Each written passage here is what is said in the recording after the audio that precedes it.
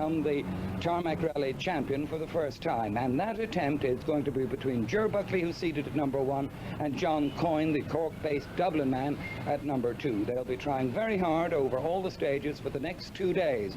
So we're looking forward to an interesting rally. We are also going to be looking out for young Ian Tilke, 21 years of age, from Derbyshire, and it's going to be a pretty good one and all the way down. We're sending our team of cameras out into the countryside now before the rally starts in 2 hours' time, so look forward to that and we bring you all the action. Stage 1 and car 1, and it's Ger Buckley and John Coyne in the dealer Opel team Ireland Opel Ascona 400. Buckley has had 5 Cork 20 wins. He wants to make it 6, but number 2 man John Coyne with Christy Farrell in the hot seat are very anxious to get that Tarmac Championship. Third man here, number 3 of course, and that is Austin McHale, and he has with him Vincent Meade in the co-driver's seat. He normally travels with Richie Healy. There's number 4 going very well, and that's Ken Mckinstry and Kevin Doyle. They're a late entry from North of Ireland, but the rally was not to last long. Demi Fitzgerald, number 5, in the ex-Buckley Chevette, going very, very well and looking pretty determined. And using everything he can is Mal Stewart with Ken Rees, the 2 Welshmen, really enjoying the rallying, but they were going to have a pretty rough day of it. James Doherty, number 7. Have a good look at him, you won't see much more of him. Nicely judged drive there by young Ian Tilke, co-driven by Tony McMahon in the Sullivan-sponsored Escort. And the lovely XR3, the Sydney Meek designed and built car, driven by young Ken McMillan from the north of Ireland. And of course a great favourite of Irish rallying, number 11, that of course John Price from Wales in the beautiful little Renault 5 Turbo. Well, Knockbrow Village now, and there goes the leader Buckley, doing very, very well and putting up a good time and setting the fastest time for stage number 1. Looking neat and tidy, of course, John Coyne and Christy Farrell are going extremely well in the little Sunbeam. McHale still holding third, well into stage 1.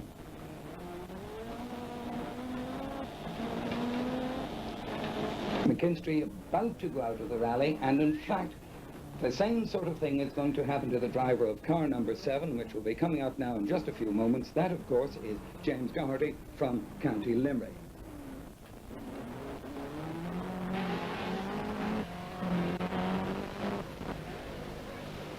That's right, we were doubtful starters for a while with the late boat, and then when we got the engine in, we had problems with water problems, and we got all that sorted out, and still our engine didn't seem to be running right. With some last minute adjustments on the carbs and that, still didn't solve it. But we started, and we really only got about 6 or 7 miles in the first stage when the valves and cams and things started to get mixed up, and that was it. Another engine, another event. That's tough luck indeed. What's your plans for the remainder of this year? I think play pool or something. Thank you very much, James. Well, James Doherty can have a sense of humour over something rather unpleasant, but it's one of those things. The fastest for that stage was in fact Buckley, second quickest was McHale, and third quickest with Ian Tilke, going extremely well, but there was a lot more to happen as we got ready for stage 2. Ger Buckley continued to set the pace in stage 2, getting away from the rest of the cars, but this corner caused plenty of interest because quite a few people went some hedge cutting, as you'll see. Demi Fitzgerald takes a right old slice at it, and the local Cork people were very interested to see how he was going, and also wondering how long Frank Mahony would last in this year's Cork 20.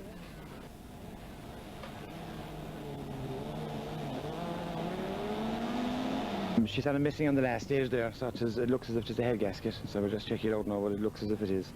So I'd say we're out for the 13 time, and we'll be, I might get her going tonight for the Sunday run if I can get a head gasket. So that looks like the end of the rally for me anyway today. John Price continues to go well in the little Renault 5, but look at the very exciting TR7 of Foden.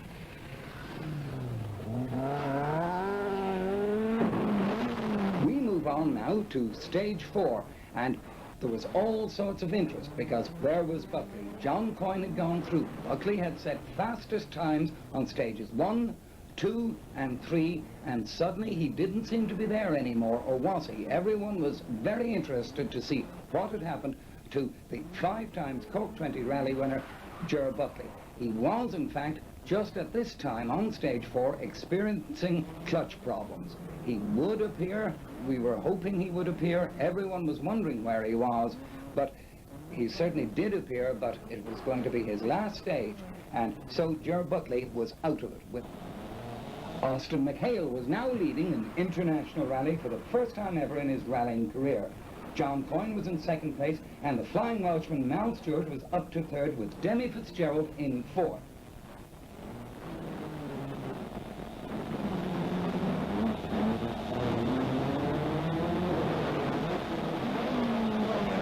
And there was Buckley having his last fling on the stage and on the rally.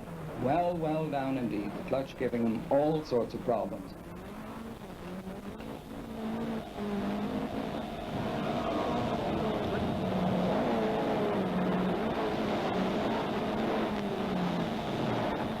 This corner gave all sorts of interest as we went further down the field, seeing some very, very strange attempts at trying to get round corners at speed.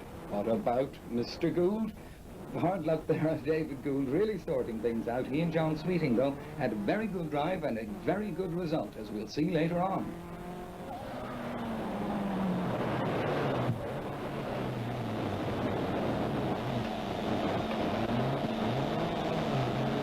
Number 42, Delaney, still getting on, using the road well and enjoying himself, even though he was fairly down in the seating.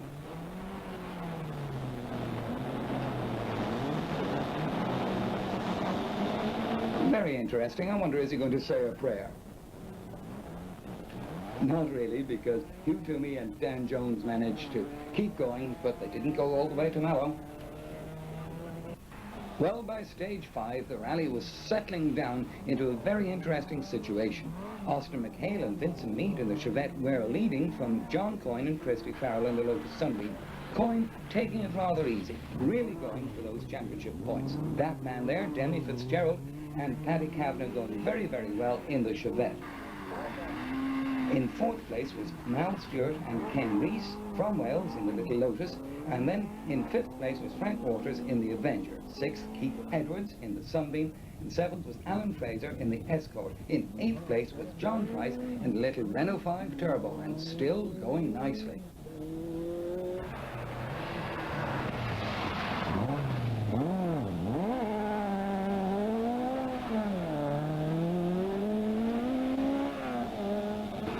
There have been flash showers and quite difficult sunlight catching out quite a few of the drivers, and there's the interesting drive of Ian Tilke, having dropped 4 minutes on the 2nd stage, fighting his way back onto the leaderboard. He was down in 13th, and there he was fighting away at about 7th place, wanting to come right back in to get near the big money that would be handed out the following evening.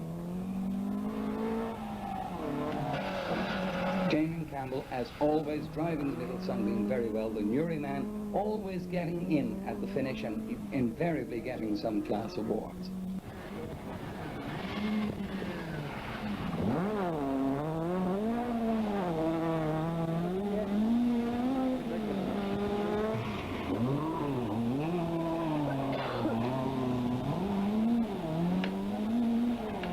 David Gould doing it again. But he was still going very well, even if he wasn't very good at getting round corners on Saturday afternoon at least. Further up stage 5, John Coyne getting out of our view, but there is Demi Fitzgerald, less than 2 seconds behind Coyne and chasing for 2nd place. Another driver really getting down to it and going well, of course, was Mal Stewart. His little Sunbeam had given him all sorts of problems due to a crash in Belgium 3 weeks before the Cork 20 International Rally, and they were still putting the car together at scrutiny last night. but they're going well and are really getting themselves up on the leaderboard. But will they be able to maintain? Ian Corkle's beautiful Porsche puttering its way all around the stages and giving plenty of excitement and interest.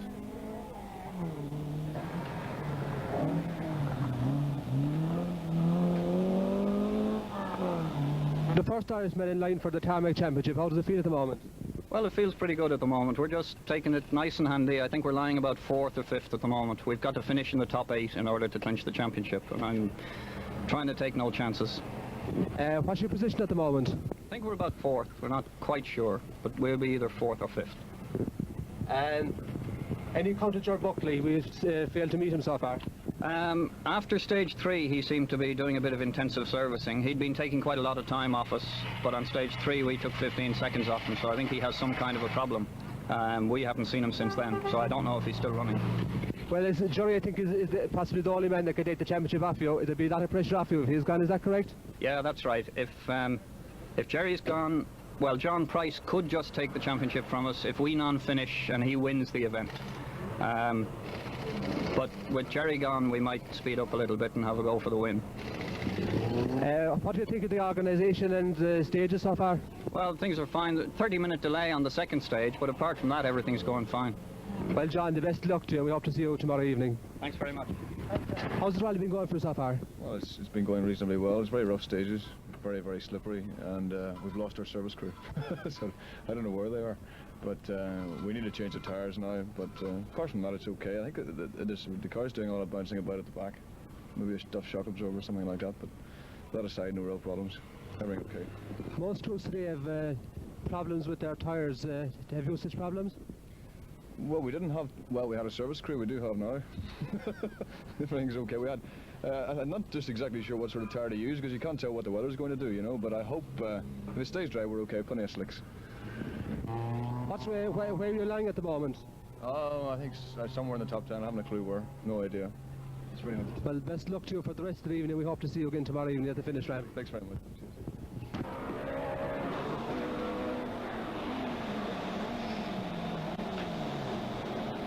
On stage 7, John Coyne was leading on the road, but in fact was second in the rally. The rally leader, Austin McHale, had been having some gearbox trouble, and he was running in fact behind this man, Demi Fitzgerald. In fact, his gearbox more or less packed up in this stage, but he was very, very fortunate indeed that he was able to get a gearbox at the end of the stage and continue his challenge and continue his lead. And this, of course, was his first lead in an international rally. Was his luck going to change at last? On the stage before this one, Bones O'Connor retired his car with engine problems, and also Sean Delaney and Eamon O'Brien retired after stage 6 when their clutch blew to pieces.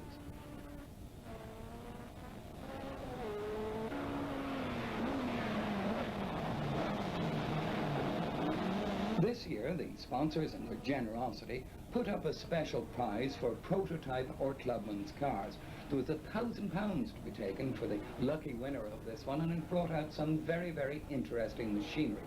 The man who particularly at this time on Saturday afternoon looked pretty good to take that nice big check was in fact Ray Benskin. Ray Benskin was beginning to wonder, would everything be able to hold together?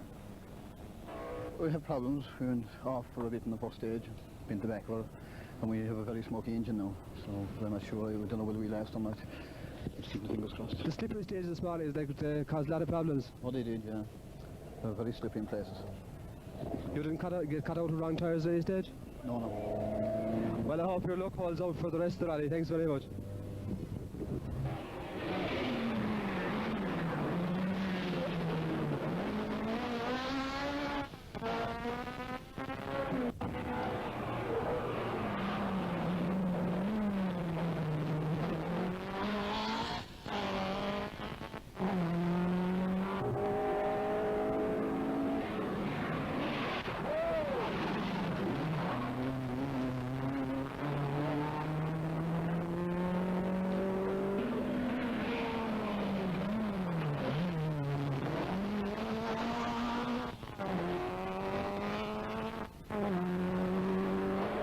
We went off on the second stage. We were off for about 10 minutes. was a very slippery piece, up in stones, and we had to get some help to get it off.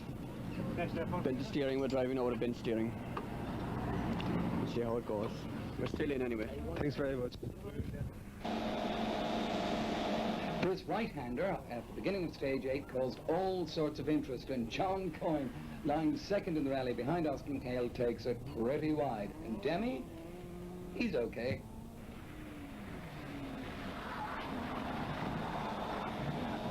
Mal Stewart was in all sorts of trouble on stage 8, and in fact, just 100 yards from the end of the stage, the car stopped, and he and Ken Rees were out fiddling with the thing, trying to get it going. This, in fact, looked as if Stewart and Rees, the two cheerful Welshmen, were going to be in trouble, and in fact, they did not finish the rally, and they did not finish, in fact, the day's run. The following day, they were on the boat back to Wales. What a shame, but they enjoyed themselves for as long as it lasted. Incidentally, stage 8 showed that this was a pretty rough rally, because there were only 51 cars still in contention at the end of the stage out of 78 starters that had left City Hall only 4 or 5 hours beforehand.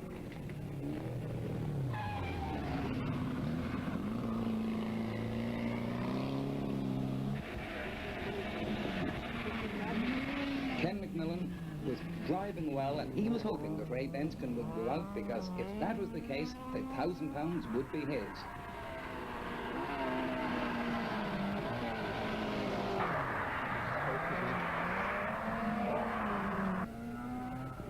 This for the Cork 20 every year?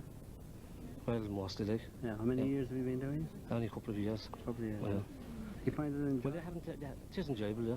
They haven't come here, you know. This is only the second time round, you know. Okay. This area, like. Yeah. It's mostly West Cork previously. Yeah. But just only the second time here. Yeah.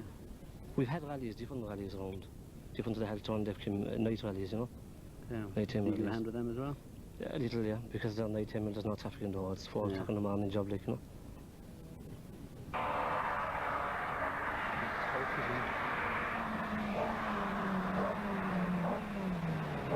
Further down stage 8, there was an interesting right-hander which caught out even some of the more experienced drivers.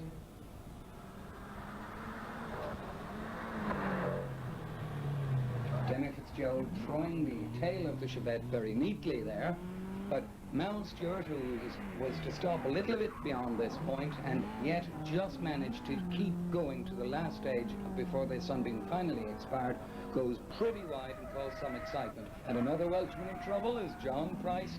He didn't hit the camera that time. Go back and do it again, John. No, he's going to turn right this time.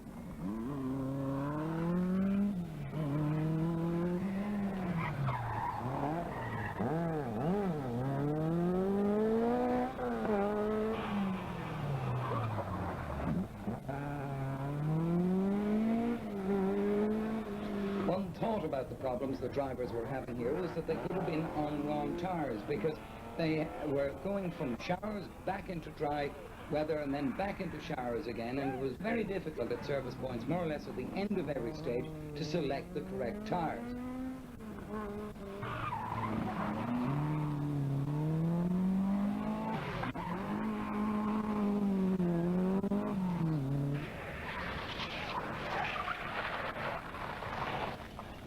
All over the place, and managing to come to a shuddering stop for a moment were Frank Waters and John Delaney from Kildare and their Avenger, but there was plenty of help. An interesting situation now, and this was going to get everybody on their toes to see was anybody going to hit anybody else, but no. Ray Benskin got by without any real problem.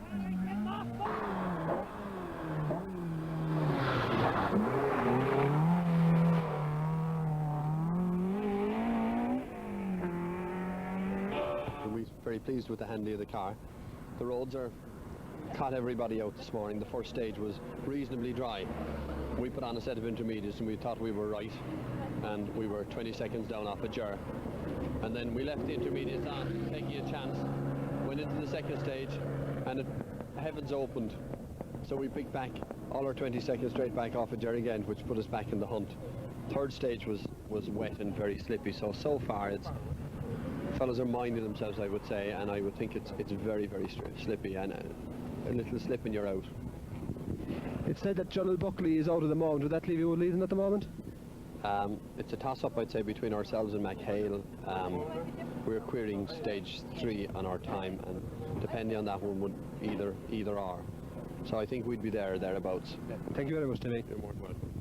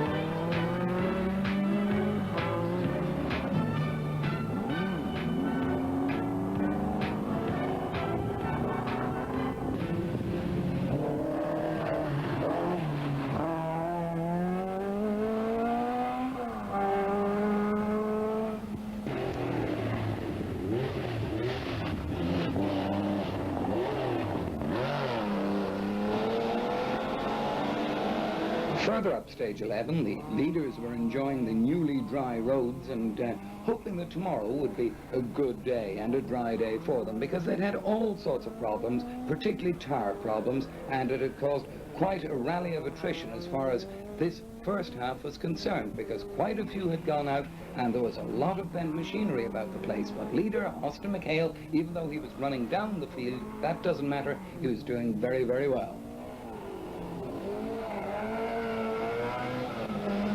Ken McMillan, running just outside the top 10, still wondering how long Ray Benskin would last. But Ray Benskin was, in fact, to be the overnight leader of the prototype class, even though he would be 6th overall.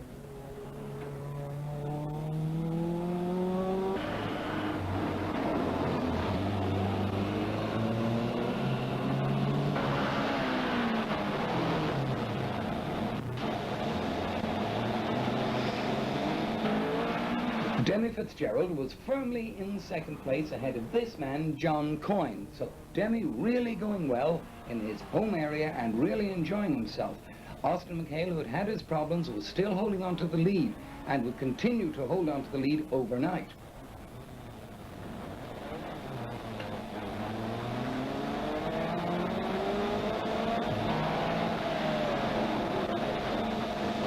Ian Tilke found himself well up the leaderboard, well in the top 10, and was really enjoying himself in the big crash-bang noisy Porsche. His first trip to Cork 20 and for Ireland. You know, I've never been to Ireland. It's a lot different, you know, than I expected. I expected it to be very similar to the Isle of Man roads, which is totally different, because with all the grime on it and the wet surface and the leaves, it's very slippery. Hence, we went off on the second stage and lost 4 minutes. Have you got any problems this morning with tyres, with wrong choice of tyres or anything like that? Yeah, really, we've come over here with slicks and wets. We haven't got any intermediates, and I think the intermediates are what we would have, you know, could have needed. But we'll go on the wets, and you know, we won't lose much time, all being well. Do you find it much of a disadvantage doing a rally without pace notes compared with the Isle of Man? Oh yeah, pace notes would have given me, you know, an advantage, of course. Basically, it's good fun, this blind rallying. You know, I'm quite enjoying it, but I hope it's pace notes next year. I think you're among the leaders at the moment. What's your exact position, do you know? I don't know, you have to go ask Tony for that, but well, I know we had an off which cost us 4 minutes, so we should be right down the leaderboard now, but all being well, we're fighting and hoping to get some of the time back. Best luck to you for the rest of the rally. We hope we'll see you tomorrow evening at the finish line. Thanks a lot.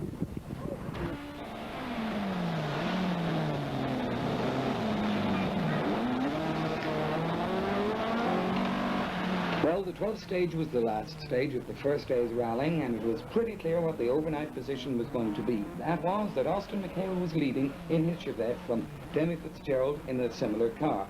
Third place was John Coyne in the Talbot Sunbeam Lotus, and in fourth place was Welshman John Price in his Renault 5 Turbo. Alan Fraser was fifth, and sixth was Ray Benskin. Seventh was Ian Tilke, and going well, obviously going to show well on Sunday.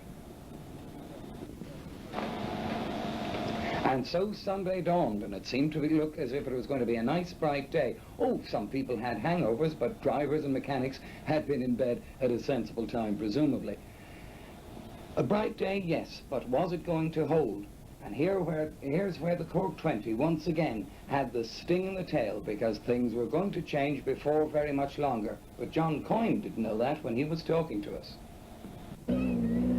Hangover morning is always the Saturday night, Sunday morning. How are you feeling after the thoughts of last night? Oh, I'm feeling fine. There's no alcoholic hangover, just the pains of driving yesterday. Yeah. You had a bit of time to think about the position of the two in front of you. You have Demi doing well in second place, and McHale running out in front of you by about 2 minutes. Now, you more or less have the Tarmac Championship clinched. Are you going to go out today and take it casual? There's 1,500 quid at stake. Are you going to try and win this £1,500 at the Cork 2082? Well, the championship's the most important thing, but as you say, we've got that pretty well clinched, so we'll have a look over the first couple of stages and make our mind up then. Do you see any problems during the day? The car's still running okay? Car's running fine. We've no problems yesterday. I'm hoping we'll maintain that today. I think we've got about 1.5 seconds a mile to take back from Austin if we were going to catch him. Possibly. First couple of stages will tell.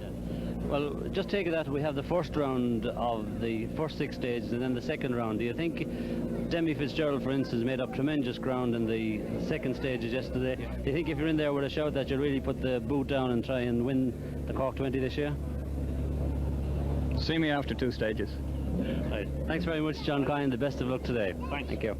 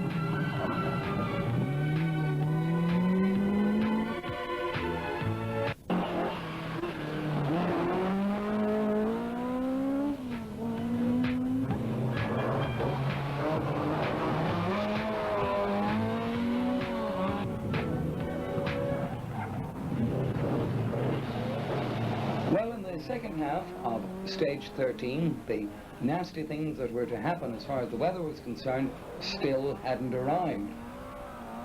Austin McHale had some drama on this stage. He had to stop at one point and have a look at all sorts of things, but it was mainly the starting motor was giving him trouble.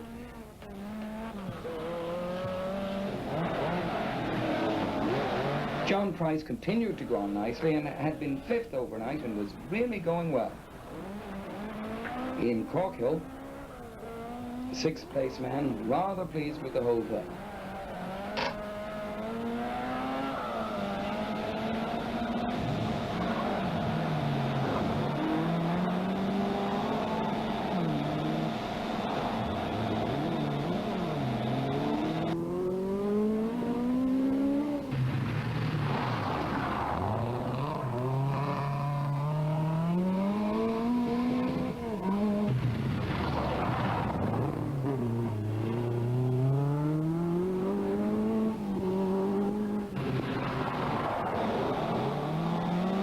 John Coyne was really putting on the steam, very anxious to do well. Now that he had the Tarmac Championship tied up,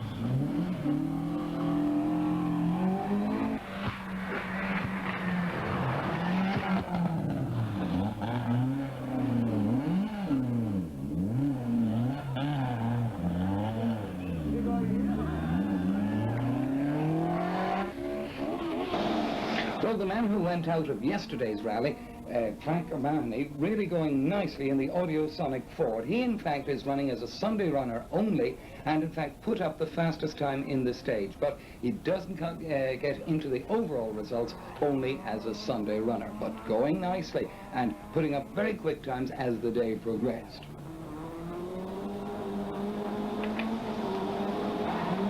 Well, after 2 stages on Sunday, the overall leaderboard is much the same as it was at the start of the Sunday outing.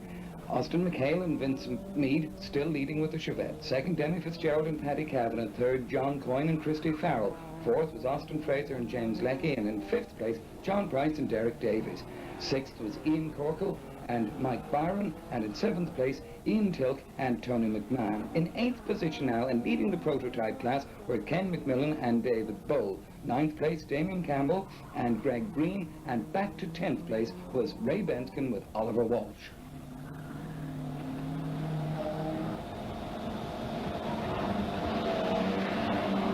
And bonnet flapping all over the place.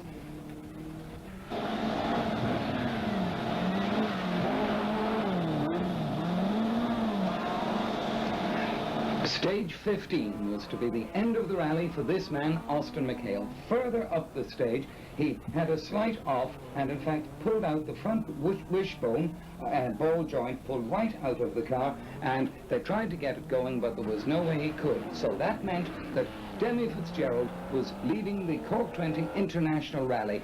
He looking as if he could just go on and win his first ever international rally, and really he must have been very, very pleased and excited when he got the news about McHale and know that he was there. John Coyne was pressing somewhat, but would he be able to keep going?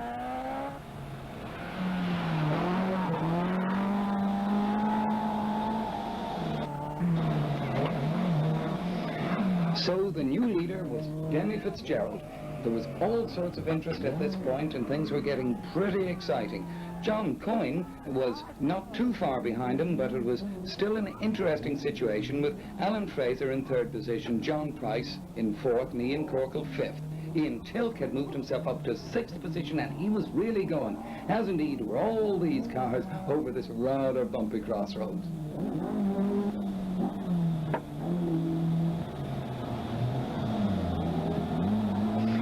It was about this time that the really heavy rain started to fall, and this was going to make quite a difference to the leaderboard.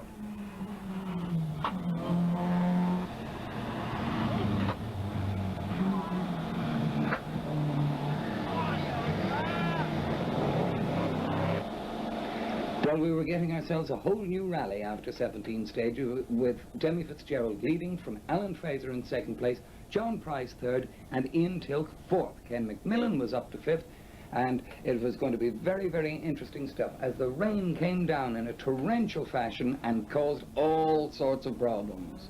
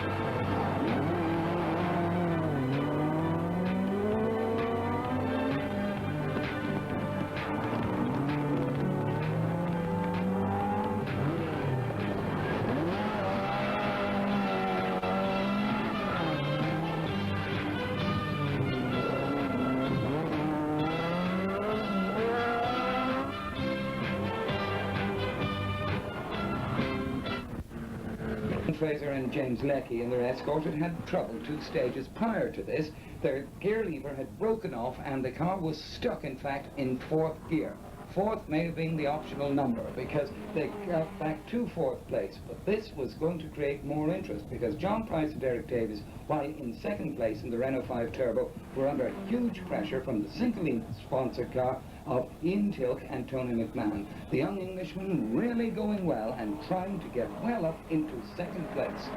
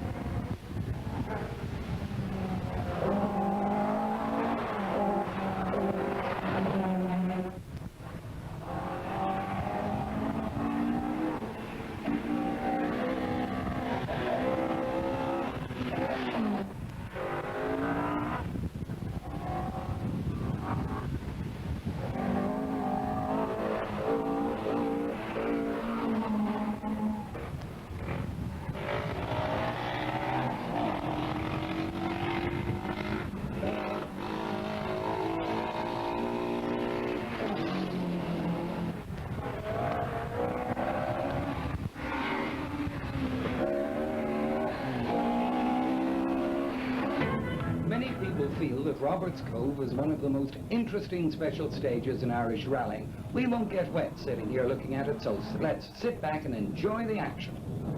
Won't get wet sitting here looking at it, so let's sit back and enjoy the action.